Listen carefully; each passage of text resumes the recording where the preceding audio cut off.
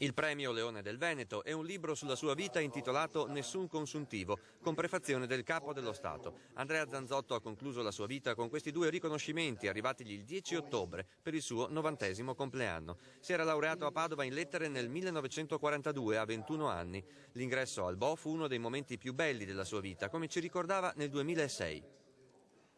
Quando sono riuscito finalmente a mettere piede all'università.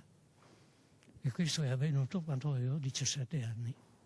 L'uscita dal BO fu meno bella, l'Italia era in guerra. Zanzotto nei decenni è stata una coscienza critica per il Veneto, del quale non narrava solo le cose positive da destinare alla memoria. Grande è stata la sua emozione in occasione della celebrazione a Padova del suo 90° compleanno.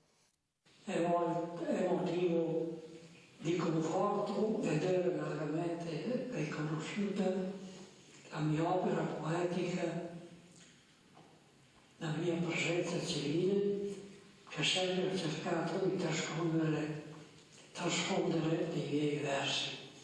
Versi apprezzati anche da Giorgio Napolitano, che aveva fatto arrivare un suo messaggio letto da Elio Armano e pubblicato in Nessun consuntivo. Le sono vicino, caro Zanzotto, nella visione della poesia come sentimento del tempo. Oggi lo ricorda anche il comune di Padova come grande anima critica e difensore del paesaggio veneto. Dicendo il Veneto è cambiato talmente in fretta che abbiamo perduto la sua bellezza, le sue radici. Ecco perché lui oggi, è altra parola chiave per capirlo, era uno strenuo difensore dell'identità profonda del Veneto che è data anche dal suo paesaggio.